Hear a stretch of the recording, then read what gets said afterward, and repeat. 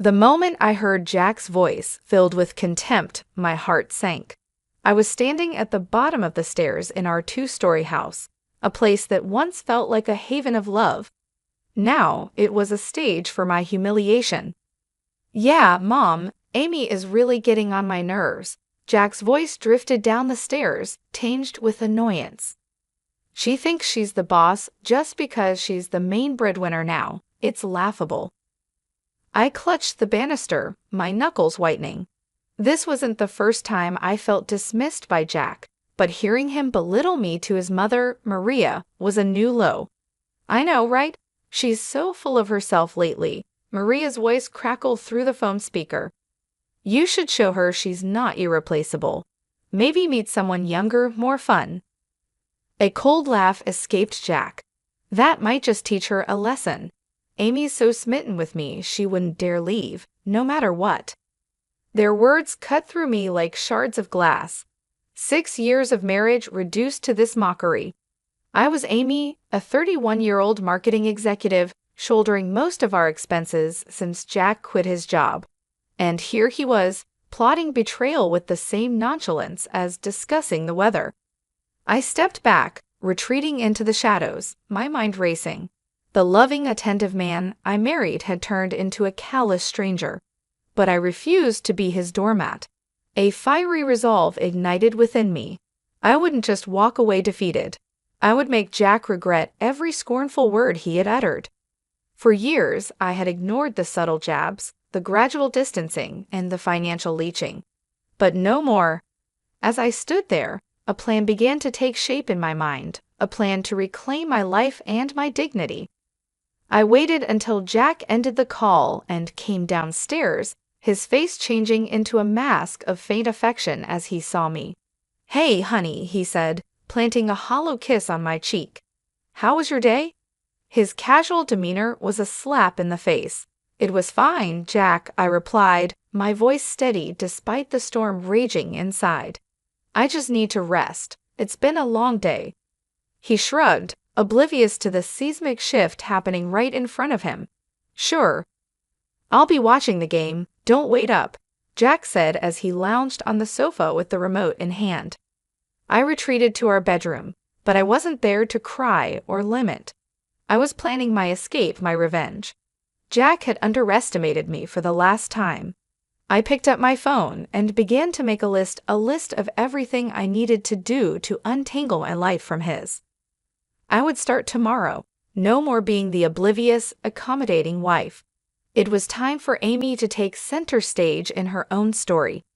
The days that followed were a masterclass in deception. I kept up appearances, playing the role of the dutiful wife while plotting my departure. Jack, wrapped up in his arrogance, noticed nothing. One evening, as we sat across from each other at dinner, the silence was suffocating. He was scrolling through his phone, chuckling occasionally. I pushed my food around my plate, my mind elsewhere. "Jack, remember when we used to talk during dinner?" I asked, a hint of nostalgia in my voice. He glanced up, eyes narrow. "What's there to talk about? It's not like you're interested in my day." His dismissive tone stung, but I didn't let it show. "I'm interested, Jack. I always have been." He scoffed. "Right, just like you're interested in my career choices." I clenched my fists under the table. "I supported your decision to quit your job, Jack. I just didn't expect to become the only one working." Jack laughed, a cold, harsh sound. "Oh, come on, Amy. You love being the martyr, don't you? The hard-working wife supporting her lazy husband." The accusation was ridiculous, yet it revealed his twisted perception of our marriage. "I never saw it that way, Jack, but I can't deny feeling alone in this relationship." His expression hardened. "Maybe you should find someone who can give you what you need. I'm clearly not enough." The words were a slap in the face, but they fueled my resolve. I was done being the victim in this twisted game. As the days passed, I began moving my personal belongings out of the house, little by little.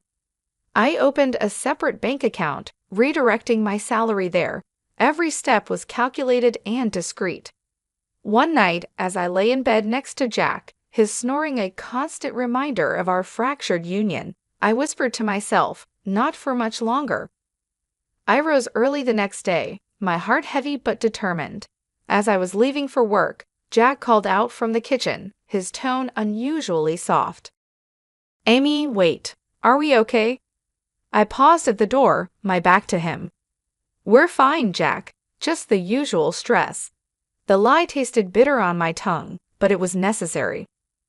I couldn't let him know what I was planning, not when I was so close to breaking free. That day at work, I made the final arrangements. I contacted a realtor and asked about a small apartment in a quiet part of town, a fresh start, a clean slate. I came home that evening to find Jack sprawled on the sofa with a beer in hand. "You're late," he remarked, his tone accusatory. I shrugged off my coat, keeping my face neutral. "Work was hectic, you know how it is." He snorted. "Yeah, right, busy being the big shot at the office." I ignored the jab and headed to the kitchen to prepare dinner. The mundane task was a welcome distraction from the turmoil within. As I chopped vegetables, my mind wandered to the life awaiting me, a life free from Jack's scorn and selfishness, where I was no longer invisible or insignificant. I served dinner, and we ate in silence. With each bite, I savored the fleeting moments of this facade. Soon it would crumble, and I would emerge from the rubble stronger and liberated. After dinner, as Jack lounged in front of the TV, I retreated to our bedroom. I lay on the bed, staring at the ceiling.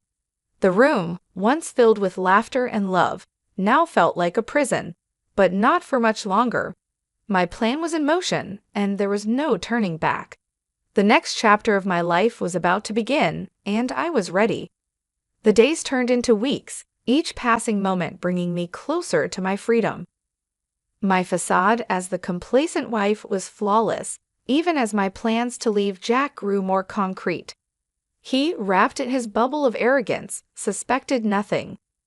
One Friday evening, I arrived home later than usual, exhausted from a demanding day at work.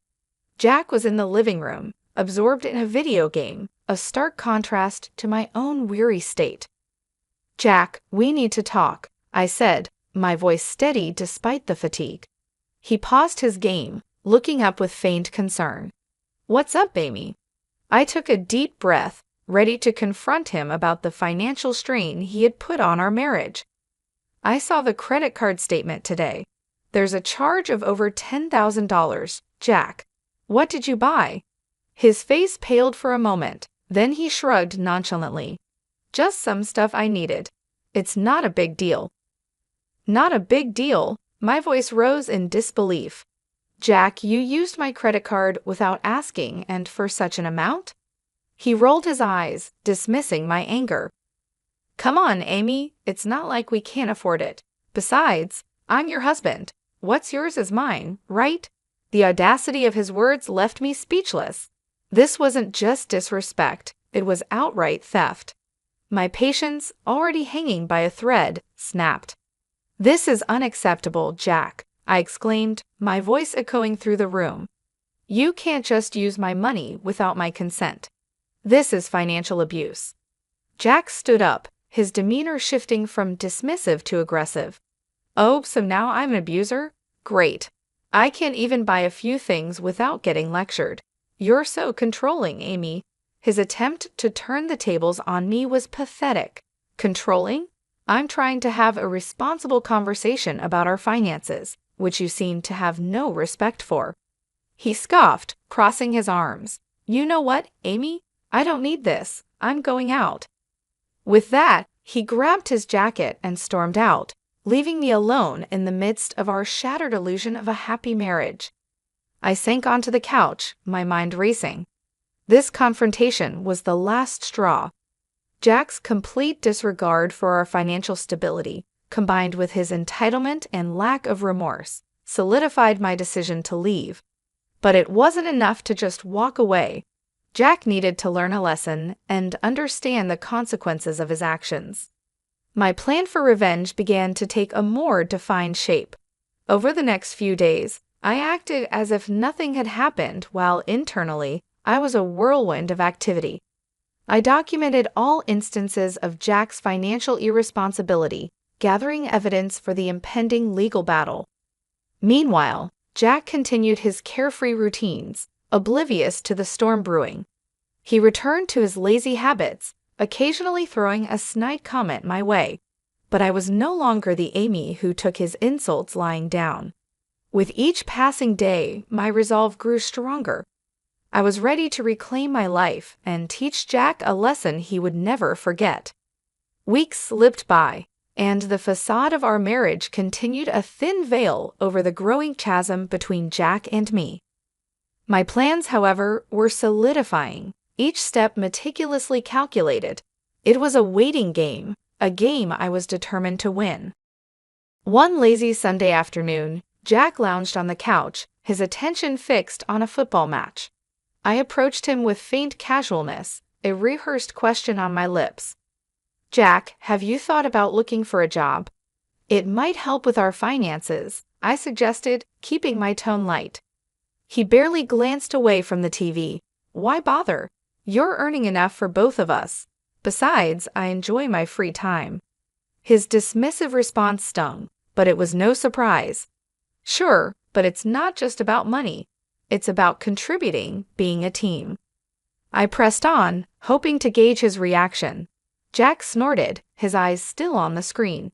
"Team, Amy? Let's not kid ourselves. You like being in charge, and I like things as they are. Why change a winning formula?" His words were a bitter reminder of how little he respected our partnership. I hid my frustration, nodding as if I agreed. "You're right, Jack. Why change anything?" As he immersed himself back into the game, I turned away, hiding the cold resolve in my eyes. It was clear now Jack would never change, never be the partner I needed.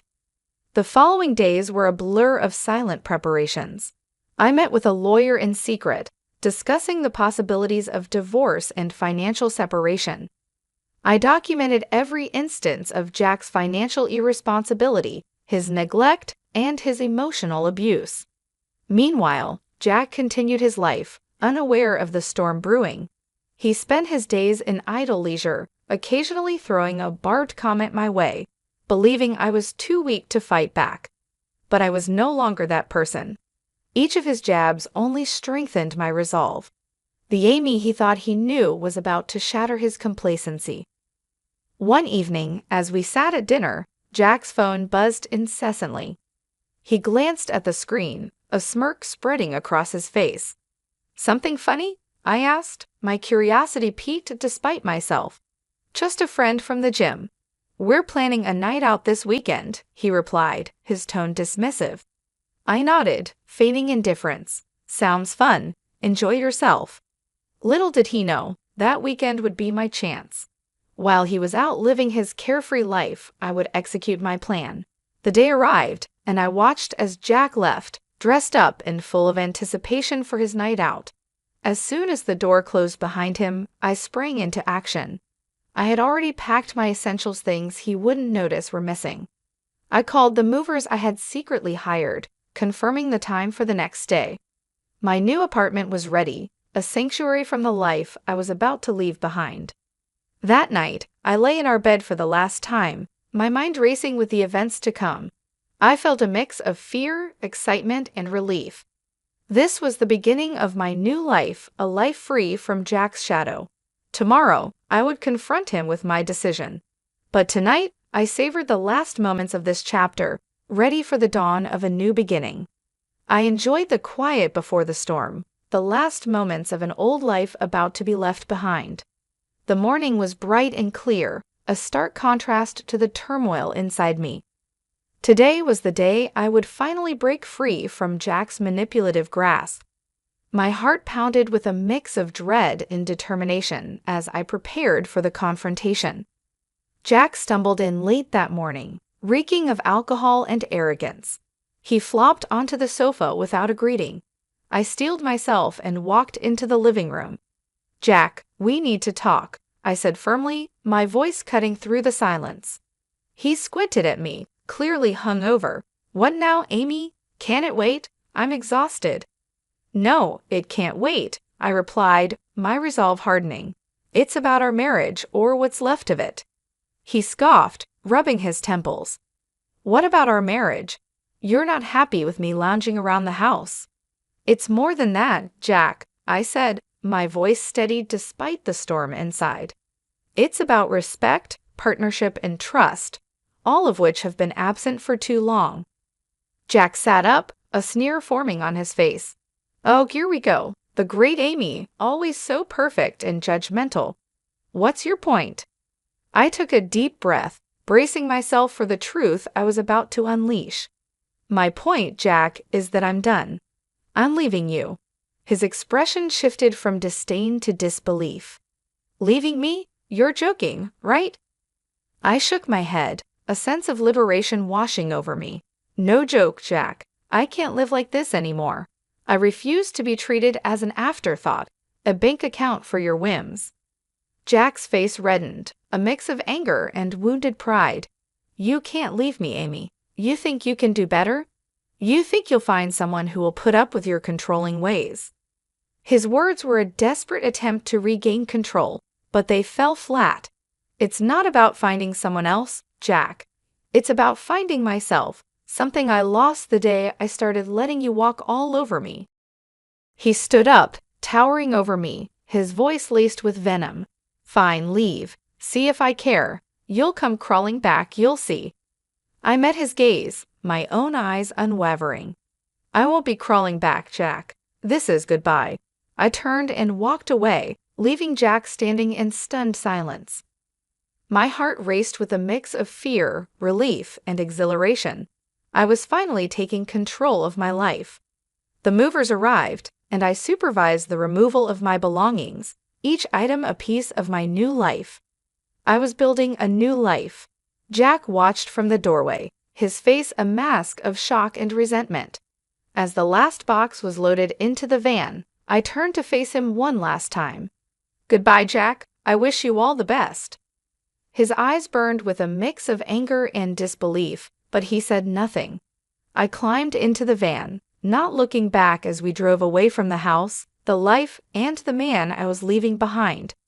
The sense of freedom was overwhelming. I was starting a new journey, one where I was the author of my own story. Jack was now a chapter of my past, a lesson learned. As the van pulled up to my new apartment, a small, modest space filled with potential, I stepped out into my new world. A world where I was no longer Amy, the neglected wife, but Amy, the woman who reclaimed her life. Settling into my new apartment felt like taking a deep breath after being submerged underwater for too long. The freedom was exhilarating, yet the looming confrontation with Jack cast a shadow over my newfound independence. Several days passed in a blur of adjustment and anticipation. Then the inevitable happened. Jack's number flashed on my phone. I steeled myself and answered. "Amy, where the hell are you? You think you can just leave like that?" Jack's voice was a mix of rage and disbelief. I replied calmly, "I'd already told you, Jack. I'm done. Our marriage is over. You can't just decide that on your own. You're my wife." He spat out the words, his anger palpable. "I was your wife, Jack, and yes, I can decide. I won't be a part of a marriage where I'm disrespected and used," I countered, my voice firm. There was a pause, and I could almost hear the gears turning in his head. "You'll come back. You need me." I couldn't help but laugh, a sound of genuine amusement. "Need you, Jack? I've been the one carrying us for years. I don't need you, it's the other way around." His voice cracked with a mixture of fury and desperation. "You can't do this to me, Amy. What about our finances, the house? You can't just leave me with nothing." "That's not my concern anymore, Jack. You should have thought about that before treating me the way you did," I said, the satisfaction of finally speaking my mind liberating. There was silence on the other end, and then he hung up. I stared at the phone, a sense of finality washing over me. I had closed the chapter on Jack, but I knew this wasn't the end. There would be legal battles ahead, but I was ready for them. I was fighting for myself now. The following weeks were a whirlwind of legal consultations and paperwork, but each step brought me closer to my new life. I filed for divorce, citing Jack's financial irresponsibility and emotional neglect. He responded with a flood of angry calls and messages, each one more desperate and vindictive than the last. "You'll regret this, Amy. You can't just throw me out like garbage," he yelled during one heated call. I remained calm. "I'm not throwing you out, Jack. I'm setting myself free. And as for regret, I only regret not doing this sooner." As the legal proceedings progressed, Jack's true colors showed brighter than ever. He tried to manipulate the situation, paint himself as the victim, but the evidence against him was overwhelming. The day of the final hearing arrived, and I stood in the courtroom, a mix of nerves and determination. Jack was there, his face a mask of defiance and resentment. The judge reviewed our case, the documentation of Jack's financial abuse, and my testimony about our marriage's breakdown. The verdict was swift and in my favor. I was granted a divorce and a fair settlement. Jack's face contorted with rage as the judge announced the decision. "This isn't fair. She can't just take everything from me." But his protests fell on deaf ears. The decision was final. I walked out of that courtroom feeling lighter than I had in years. I had won not just the case, but my freedom. As I started my car and drove away from the courthouse, I didn't look back. Jack was a part of my past now, a reminder of what I had overcome. Ahead of me lay a road of possibilities, a future where I was in control. I smiled to myself, a sense of peace settling over me. The battle was over, and I had emerged victorious. It was time to start living my life on my own terms. The days following the divorce were a mix of relief and rebuilding. I, Amy, had stood up for myself in a way I never thought possible. Yet the echoes of my broken marriage with Jack lingered, a reminder of the battles I had fought. I was settling into my new life, embracing the peace that came with it, when my phone rang one evening. The screen flashed Jack's name, a ghost from the past I thought I had left behind. Reluctantly, I answered. "Jack, why are you calling?" His voice came through, laced with bitterness. "You think you can just take everything from me and walk away, Amy? You've ruined my life." I took a deep breath, keeping my composure. "Jack, the court made its decision. It's time for both of us to move on." He scoffed. "Move on? How can I move on when you've left me with nothing? I'm struggling to make ends meet because of you." The accusation was absurd, yet it didn't surprise me. "You're responsible for your own situation, Jack." I simply stopped enabling your behavior. His voice rose, filled with desperation and anger.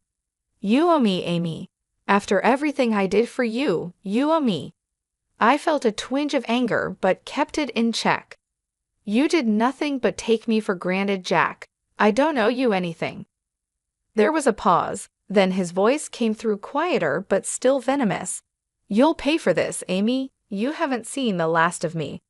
I ended the call, a sense of unease settling over me. Jack's threats were likely empty, but they reminded me of the man I had once loved, now a stranger consumed by bitterness. Weeks passed, and I threw myself into my work, finding comfort in the routine. My colleagues noticed the change in me, the newfound confidence and determination. I was promoted, a recognition of my hard work and resilience. But as I climbed the corporate ladder, Jack's shadow loomed. He started a smear campaign, spreading lies and rumors about me to our mutual acquaintances. I heard whispers of his accusations, painting me as the heartless ex-wife who had stripped him of everything. I confronted these challenges head-on, refusing to let Jack's pettiness derail my progress. I had fought too hard to reclaim my life to let his bitterness taint it. One afternoon, I received a call from a mutual friend, hesitantly relaying a message from Jack. He was struggling financially, facing eviction, and in a moment of desperation, he reached out to me. I listened, a mix of pity and resolve in my heart. "Tell Jack I wish him well, but his choices are his own. I can't help him." As I hung up, I realized how far I had come. The old Amy might have rushed to Jack's aid, but I was no longer that person. I had learned the hard way that you can't help someone who refuses to help themselves. I continued to build my life, finding joy in the little things. I reconnected with old friends, explored new hobbies, and started dating again. Life was moving forward, and I was at the helm. Jack's attempts to drag me down continued, but they no longer held power over me. I had risen from the ashes of our marriage stronger and more determined than ever. As I sat in my apartment one evening, reflecting on my journey, I felt a sense of peace. I had faced my demons, fought my battles, and emerged victorious. The future was bright, and for the first time in a long time, I was truly happy. I was genuinely excited for what lay ahead. Life had found a new rhythm, and mine was no different. The scars of my past with Jack were still there, but they no longer defined me. I was Amy, reborn from the ashes of the life I had left behind. My promotion at work brought new challenges and opportunities. I thrived in the environment, my confidence growing with each successful project. My social life also took a positive turn. I met new people, some of whom became close friends and even started dating again. Life was good, but the shadow of Jack still lingered at the edge of my newfound happiness. One evening, while having dinner with a friend, my phone buzzed. It was a message from a number I didn't recognize. Hesitantly, I opened it. It was from Jack. "Amy, I need your help. Please." The words were simple but carried the weight of our shared history. I showed the message to my friend, who looked at me with concern. "You don't owe him anything, Amy. Remember that." I knew she was right. I had moved on, but it seemed Jack was still stuck in the past. I didn't reply to the message. Instead, I blocked the number and tried to focus on the present. The next day, I heard the news. Jack had hit rock bottom. He had lost his home, his friends, and was struggling to find work. Part of me felt pity for him, but another part knew this was the result of his own actions. I continued with my life, the memory of Jack fading into the background. My days were filled with work, friends, and the occasional date. Life was moving forward, and I was content. 2 weeks later, I bumped into a mutual acquaintance who had kept in touch with Jack. "He's not doing well, Amy," she said, her expression somber. "He's lost everything. He's even talking about leaving town." I listened, feeling a strange mix of emotions. Jack had been a significant part of my life, but he had also been the source of much pain. His downfall was his own doing, a result of his choices and actions. "He made his bed," I replied, trying to keep my voice neutral. "I hope he finds what he's looking for." As I walked away, I realized that Jack's downfall was his own karma. He had chosen his path, and now he was facing the consequences. It was a harsh reality, but it was not mine to bear. Months passed, and life continued. I heard bits and pieces about Jack's situation now and then, but they no longer affected me. I had moved on, building a life that was mine and mine alone. One day, as I sat in my office looking out at the city's skyline, I reflected on my journey. I had faced hard times, fought for my dignity, and emerged stronger. I had learned to stand up for myself, to demand respect, and to walk away from negativity. I had also learned to forgive, not for the sake of those who had wronged me, but for my own peace. Holding on to anger and resentment only weighed me down. I had let go, and in doing so, I had found freedom. As the sun set, casting a warm glow over the city, I smiled. I was happy, truly happy. My past with Jack was just that, the past. Ahead of me lay a future full of possibilities, a future I was ready to embrace.